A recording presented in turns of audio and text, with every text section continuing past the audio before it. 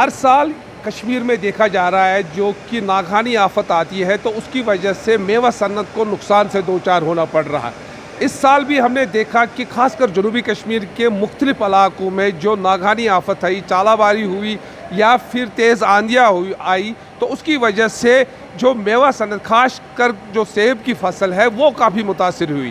حال ہی میں ہم نے دیکھا کہ کلگام اور شوپیان اضلاع میں کافی تیز آندھی آئی اور ژالہ باری ہوئی جس کی وجہ سے سیب کی فصل کافی متاثر ہوئی اور کاشتکاروں کو بھاری نقصان سے دوچار ہونا پڑا۔ تو اس سارے مسئلے پر ہمارے ساتھ بات کرنے کے لیے اس وقت موجود ہے پلوامہ فروٹ ایسوسیشن کے صدر جاوید صاحب۔ تو ان سے جانیں گے کہ ہر سال جو یہ نقصان ہو رہا ہے تو اس کی بھرپائی آخرکار کاشتکاروں کو کس طریقے سے پھر ہوگی۔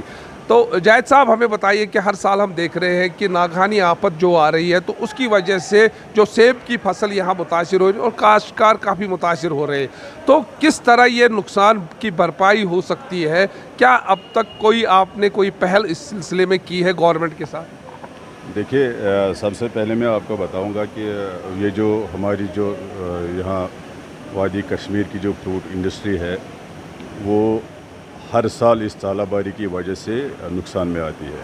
تو ہم نے آلریڈی ہماری جو یونین گورنمنٹ آف انڈیا اور ہماری جو U T government of JNK ان سے سالوں پہلے بار بار گزارشیں کی ہے کہ آپ یہاں کراپ انشورنس اسکیم امپلیمنٹ کیجیے تاکہ جو یہ ہمارے یہاں کے جو فروٹ گروور ہے ان کی جو سال بھر کی محنت ہوتی ہے، ان کی جو سال بھر کی جو خون پسینے کی کمائی ہوتی ہے وہ سیف رہے۔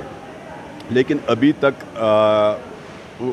ایسا کچھ نہیں ہوا کہ ہماری جو یہ گزارشات ہے ان کو ابھی تک کوئی عملی جامہ نہیں پہنایا گیا ہے۔ تو حال ہی میں ہم نے دیکھا ہے کہ یہاں شوپیان اور کولگام میں ہم نے دیکھا کہ چونکہ ہارویسٹنگ سیزن بالکل نزدیک ہے تو اس سیزن میں ژالہ باری ہونا کتنا دکھد کی بات ہے۔ تو آپ نے بھی سوشل میڈیا پہ دیکھا ہوگا کہ کافی عورتیں واہولہ کرتی تھی۔ تو اس سلسلے میں ہم پھر ایک بار خاص کر ہماری جو یو ٹی گورنمنٹ ہے اور ان سے ہماری یہی گزارش ہے کہ آپ یہاں کراپ انشورنس جلد سے جلد امپلیمنٹ کیجیے اور اس انڈسٹری کے بارے میں آپ سیریس ہو جائے، کیونکہ یہ کشمیر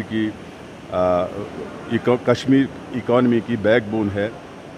تو اس بارے میں ہم کو سوچنا ہے، اگر اس کو زندہ رکھنا ہے تو اس کے لیے ہمیں سیریس اقدامات اٹھانے پڑیں گے۔ خاص کر یہ کراپ انشورنس اسکیم امپلیمنٹ کرنی چاہیے اور اینٹی ہیل نیٹ ماس اسکیل پہ سبسڈائز کرنا چاہیے تاکہ کسان لوگ جو ہے فروٹ گروور جو ہے ان کا جو سال بھر کا پروڈیوس ہوتا ہے، ان کی جو خون پسینے کی کمائی ہوتی ہے وہ سیف ہو جائے۔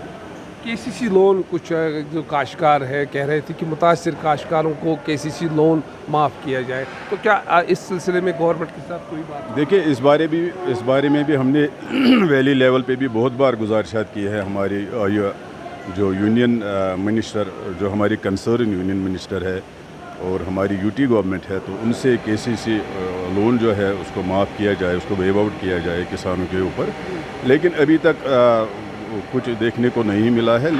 اب ہماری گزارش خاص کر یہ جو ریسنٹلی جو ژالہ باری ہوئی شوپیان اور کولگام میں، کم سے کم اگر جو افیکٹڈ گروورس ہیں ان کے اوپر جو KCC لون ہے ان کو معاف کیا جائے، ان کو کافی حد تک ریلیف مل جائے گی۔